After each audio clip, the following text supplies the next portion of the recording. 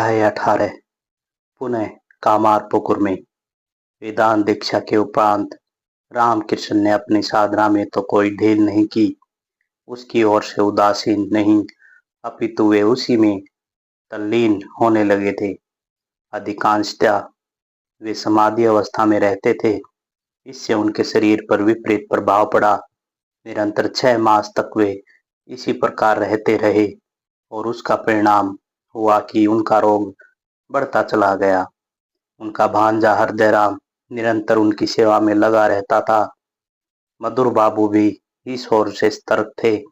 उन्होंने उनकी चिकित्सा की व्यवस्था करवाई, किंतु लाभ कुछ दिखाई नहीं दिया। रामकृष्ण उन दिनों उदरशूल से ग्रस्त थे। ये रोग उनके 6 मास पूर्व से ही आरंभ हो गया था। वेद की चिकित्सा का प्रभाव बहुत ही मंथर गति से हो रहा था। वेद की चिकित्सा और हृदयराम की निरंतर सेवा से रामकृष्ण का रोग तो दूर हो गया था, किंतु दुर्बलता अभी शेष थी। तभी वर्षा ऋतु आ गई। वर्षा ऋतु में गंगा का जल गंदला और खारा हो जाया करता था। इससे रोग फैलता था। स्थिति यह थी कि उन दिनों उस क्षेत्र में पीने के लिए शुद्ध जल का अभाव हो जाया करता था, क्योंकि धरती के भीतर भी वही गंगा और समुद्र का खारा जल ही तो था। इसलिए कुआं अथवा बावड़ी भी इस अशुद्धता से निर्लिप्त नहीं रह सकती थी। उधर रोगी के लिए विशुद्ध जल की नितांत आवश्यकता होती है। इसकी अवस्था वहां संभव नहीं थी। ऐसी स्थिति में यही उचित समझा गया कि रामकृष्ण कुछ समय के लिए कामारपुकुर जाकर रहे तो उचित होगा। वहां ऋतु समाप्त होने के उपरांत फिर दक्षिणेश्वर का वास लाभकर होगा। रामकृष्ण का माताजी का लगभग अंतिम समय था। अब वे अपने पुत्र की सेवा करने की स्थिति में नहीं थी। वे कामारपुकुर में से इस निश्चय से आई थी कि अपना शरीर गंगा के समीप ही विसर्जित करेंगी। अपना अंत समय उन्हें निकट दिख रहा था। इसलिए रामकृष्ण के साथ वे कामारपुकुर वापस नहीं गई। हृदयराम और भैरवी ब्राह्मणी रामकृष्ण के साथ कामारपुकुर गए। रामकृष्ण के अपने ग्राम पहुंचने से पूर्व ही उनके विषय में भांति भांति की बातें फैल चुकी थी। अतः जब गांव वालों को तथा आसपास के गांव वालों को भी यह विदित हुआ कि रामकृष्ण अर्थात गदाधर गांव में पधारे हैं, तो वे उनसे मिलने के लिए उत्कंठित होने लगे।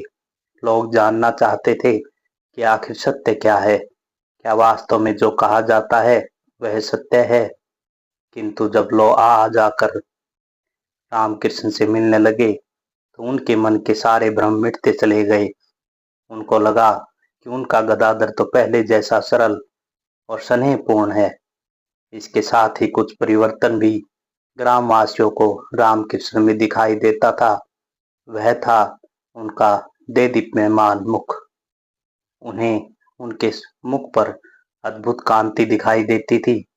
उनके समीप बैठने पर ग्रामवासियों को लगता था कि सारी सांसारिक चिंताओं से वे मुक्त हो गए हैं।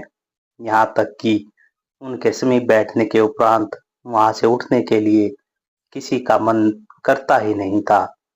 ग्रामवासिनी महिलाएं जिन्होंने गदाधर को खिलाया पिलाया था, अपनी गृह गृहस्थी से अवकाश पाकर उनके पास ही आकर बैठने लगी थी। उनके पास बैठकर उन माताओं को परम संतोष और तृप्ति का अनुभव होता था। उनका मन करता था कि बार बार यहाँ आकर रामकृष्ण की बातें सुनते रहे। रामकृष्ण जब कामारपुकुर आ गए तो उनकी पत्नी शारदा देवी को बुलाने के लिए जयराम वाटी एक व्यक्ति भेजा गया। विवाह के अवसर पर वधू ने केवल एक बार अपने पति के दर्शन किए थे, किंतु उस समय उसकी आयु ही क्या थी, मात्र 7 वर्ष। उसके बाद एक बार वे पुनः अपनी ससुराल गई थी। यह अब से लगभग 1 वर्ष पूर्व की बात होगी, किंतु उस समय भी रामकृष्ण को कलकत्ता में ही थे। उनकी माताजी भी उनकी देखभाल के लिए तब कलकत्ता जा चुकी थी। शारदा देवी के पितृगृह लौटने के 4 मास बाद रामकृष्ण पुनः कामारपुकुर आए। उस समय तक नववधु की आयु 14 वर्ष की हो गई थी। तब उन्हें बुलाने के लिए व्यक्ति भेजा गया था। बुलावा मिलने पर वे सहर्ष कामारपुकुर आ गई। पत्नी के कामारपुकुर आने पर रामकृष्ण ने उनकी शिक्षा दीक्षा की ओर ध्यान देना आवश्यक समझा। रामकृष्ण का अभिप्राय था कि उनकी पत्नी देवता, गुरु, अतिथि आदि की सेवा, शुश्रूषा एवं घरेलू कार्यों में कुशल हो जाए। इसके लिए ही वे उनको प्रेरित करते रहते थे। सन्यासी को सब कुछ त्यागना होता है, किंतु रामकृष्ण की बात कुछ दूसरी ही थी। उन्होंने अपनी माता के दुख के भय से उन्हें बिना बताए ही संन्यास लिया था। इतना ही नहीं, उन्होंने अवधूत तोतापुरी को यह भी बता दिया था कि वे विवाहित हैं। किंवदंती यही प्रचलित है कि रामकृष्ण के स्वयं को विवाहित बताने के उपरांत महात्मा तोतापुरी ने उनसे कहा था, इससे कोई हानि नहीं। पत्नी के समीप रहने पर भी जिसके वैराग्य और विवेक अक्षुण्ण बने रहते हैं, उसी की वास्तविक रूप में ब्रह्मा में प्रतिष्ठित माना जाता है। स्त्री और पुरुष दोनों को ही जो समान आत्मा के रूप में देखे और तदनुसार आचरण करे, उसी को वास्तविक ब्रह्मज्ञानी माना जा सकता है। भैरवी भी रामकृष्ण के साथ कामारपुकुर आई थी। रामकृष्ण ने जब अपनी पत्नी को बुला लिया तो भैरवी को लगा कि रामकृष्ण की पत्नी से इस प्रकार घनिष्ठता बढ़ाना उचित नहीं है। उनके मन में उस समय भी शंका हुई थी जब रामकृष्ण ने अवधूत तोतापुरी को दीक्षा लेने का वचन दिया था।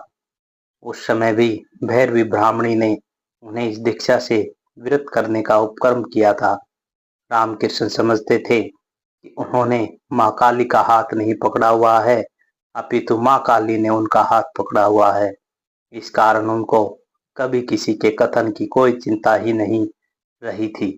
वह कहते थे कि मेरा तो हाथ माँ ने पकड़ा हुआ है, वह जहाँ ले जाएगी मैं वहीं चला जाऊंगा, उसी को अपने लिए कल्याणकारी मानूंगा। रामकृष्ण की भैरवी ब्राह्मणी के प्रति यद्यपि असीम श्रद्धा थी, तथापि उनकी सभी बातों के मानने के लिए वे कभी तत्पर नहीं रहे। कार्य वह वही करते थे जो उनको भाता हो अथवा जिसको वे समझते थे कि यही काली माता का आदेश है। रामकृष्ण की पत्नी शारदामणि ने जब देखा कि उनके पति रामकृष्ण भैरवी ब्राह्मणी के प्रति असीम श्रद्धा रखते हैं, तो उन्हें भी उन पर श्रद्धा हुई और उन्होंने भैरवी ब्राह्मणी को अपनी सास के समान मानकर उनको वैसा ही सम्मान प्रदान किया। जन सामान्य कहे जाने वाले प्राणी को रामकृष्ण के विवाहित होने की बड़ी चिंता थी। समय समय पर अपने उद्गार व्यक्त करते हुए कहता, यदि रामकृष्ण को गृहस्थ धर्म का पालन ही नहीं करना था तो विवाह क्यों किया था। इसके विपरीत कोई कहता, यदि रामकृष्ण ने विवाह कर लिया था तो फिर इतनी छोटी आयु में संन्यास लेने की क्या आवश्यकता थी। न लेते संन्यास, किंतु अपनी पत्नी शारदामणि ने इस विषय पर कभी न तो विचार किया और न ही किसी को कोई कमी अनुभव की। रामकृष्ण का जीवन जैसे कामगंध वर्जित था, उनके प्रसाद से शारदामणि में इस प्रकार के भाव की प्रतिष्ठा हो चुकी थी कि उनका विश्वास था कि देवी विधान द्वारा ही उनका सहधर्मिणी बनी है। रामकृष्ण ने इस विषय में अपनी पत्नी को एक बार कहा, मैं प्रत्येक स्त्री को माता की दृष्टि से देखता हूँ, यही दृष्टि मैं तुम्हारे प्रति भी रख सकता हूँ, किंतु यदि तुम मेरी पत्नी होने के कारण मुझे सांसारिक विषयों में प्रवृत्त करवाना चाहती हो तो मैं उसके लिए भी प्रस्तुत हूँ। रामकृष्ण अनुभव करते थे कि उनकी पत्नी का भी उन पर अधिकार है, किंतु शारदामणि अपने पति के विषय में सब कुछ भली भांति जान गई थी, इसलिए वह अपने पति के आदर्श के लिए अपने अधिकारों को त्यागने के लिए उद्यत हो गई थी। यही कारण है कि रामकृष्ण को अपना जीवन बिताने का सुअवसर सुलभ हुआ था। इसमें उनकी पत्नी का अन्य सहयोग प्राप्त था। पति का मनोरथ पूर्ण करना ही शारदामणि ने अपने कर्तव्य समझ लिया था। मार्कंडेय पुराण में दुर्गा सप्तशती का जो भाग है उसमें एक स्थान पर दुर्गा की स्तुति करता हुआ भक्त कामना करता है, पत्नी मनोरमा देही मनोवृत्ता नशारणी तारणी दुर्ग संसार सागरस्य कुलाद्भावम। हे देवी, मुझे ऐसी मनोरमा पत्नी प्रदान करो जो मैंने मनोवर्त का अनुसरण करने वाली हो, वह उत्तम कुल में उत्पन्न हो और मुझे इस दुर्गम संसार रूपी सागर से पार लगाने वाली हो। रामकृष्ण का यह सौभाग्य था कि शारदा मुनि के रूप में उनको ऐसी ही मनोवृत्तानुसारिणी पत्नी प्राप्त हुई थी। जिस प्रकार सागर में विलीन होने पर सरिता अपना नाम रूप सब कुछ भूल जाती है, उसी प्रकार शारदा मुनि ने स्वयं को भुलाकर पति में कर लिया था। न जाने क्या इस प्रसंग में भैरवी ब्राह्मणी का अहम आहत हो गया था। उन्हें खेद था कि रामकृष्ण उनके आदेशों का यथावत पालन नहीं करते, तदपि रामकृष्ण उन्हें पूर्ववत आदर सम्मान देते रहे थे।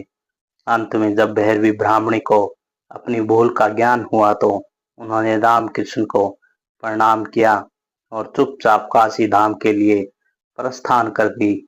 यद्यपि जन सामान्य इस संबंध में अनेक विवादास्पद बातें करता है, तथापि वास्तविकता के विषय में कोई कुछ नहीं जानता।